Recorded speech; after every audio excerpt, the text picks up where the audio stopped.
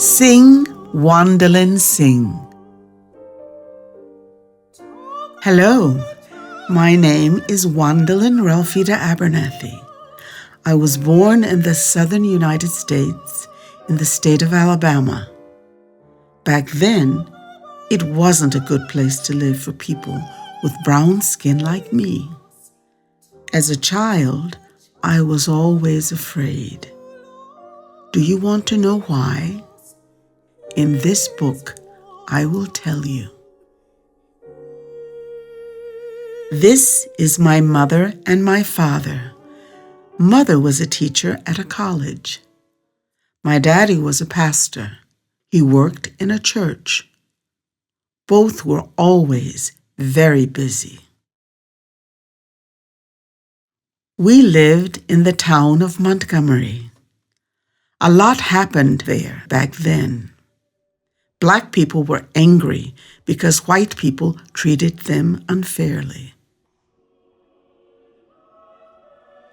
I remember our church very well. Daddy stood in front and talked about equal rights for all people. I was too young to understand everything. I just wanted to hear the choir sing. Ever since I was a baby, I loved music. Every morning, I woke up to music. The music came from the radio that was next to my crib. It was wonderful music. One day, while I was sleeping, someone placed a bomb underneath our house. Mother rushed to grab me. As a toddler, I had no idea what was going on. A lot happened at home back then. We had a lot of visitors. The women and the men talked and planned and ate together. My mother cooked for our guests. Sometimes it smelled like fried steak with broccoli and okra. That's when I knew Uncle Martín was there. Uncle Martín's daughter was my best friend. Her name was Yolanda, but everyone called her Yoki. We went to the nursery together. We were too young to speak yet, but we understood each other anyway. Yoki was very brave. I was a bit shy. Together we were a team. We stood by each other. Then Yoki moved to Atlanta with her family. I was very sad. I thought, how am I supposed to live without Yoki? We're visiting Uncle Martín in Atlanta, Daddy announced some months later. I will see Yoki again, I exclaimed happily. But remember, my daddy said, we don't go to those toilets on the train, so you have to go at home. But the train journey took a long time, and I still had to go to the toilet. It was the only time I was in a restroom for coloreds. The next year, we also moved to Atlanta. Daddy had taken a new job there. Mother and I didn't want to move. We wanted to stay in Montgomery. Luckily, Yoki was in Atlanta. Yoki's garden was surrounded by a high fence. I felt safe there. Daddy's new church was very small. I was disappointed. May I join the choir? I asked him. There is no children's choir here, he replied. I was even more disappointed. But there was an adult choir. Mrs. Miller and Mrs. Turner were soloists. They sang a piece of music that my daddy was particularly fond of. It was called inflammatus. Sometimes Aunt Mahalia came to visit us. I loved her. Once she said to me, "Sing for me, my child." I sang every note I could. "You're going to be a classical singer," said Aunt Mahalia, smiling at me. And then Aunt Mahalia sang in our church. She sang in a completely different way. She had a voice that touched my soul. Her music went straight to my heart.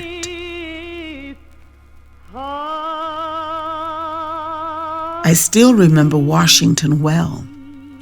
Very, very many people came to demonstrate for their rights. I especially remember Marian Anderson.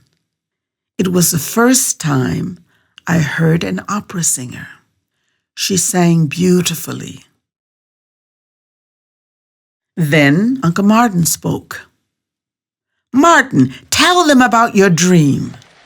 Aunt Mahalia called out to him. My 4 little children And he did. will one day live in a nation where they will not be judged by the color of their skin, but by the content of their character. I have a dream today. One day, there was a beautiful robe with a red bow on my bed. "There's a children's choir now," Daddy said proudly. "If you want, you can sing with them." The choir director's name was Gloria Johnson. She liked it when I sang. She almost always let me sing the solo. I would sing every day. When I sang, I was happy.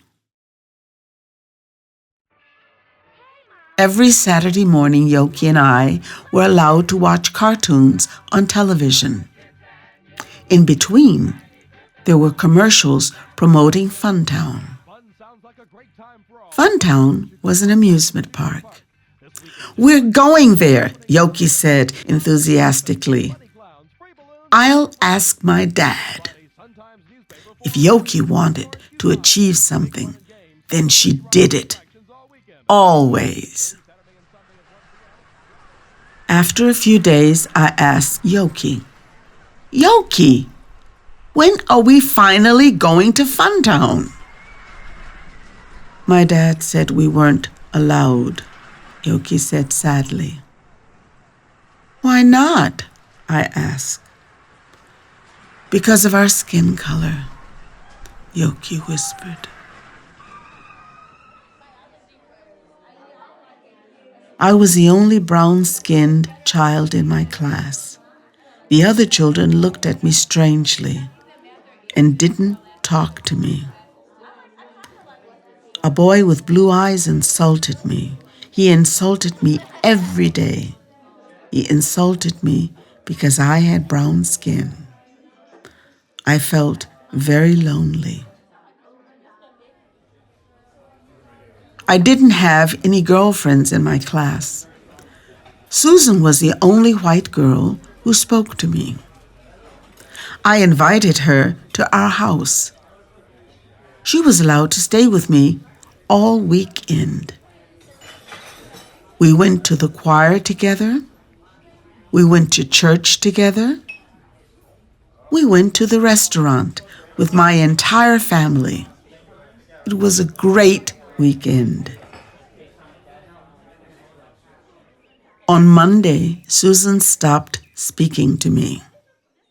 "What's wrong?" I asked. Susan insulted me because of the color of my skin and spat on me. I chased after her and spat back. When Daddy found out about this, he became angry. I had to apologize to Susan. She didn't apologize. I thought that was very unfair. The teacher didn't like me either. But she liked it when I sang to her, so I sang. I quickly noticed that white people didn't care much for me, but when I sang, they listened to me.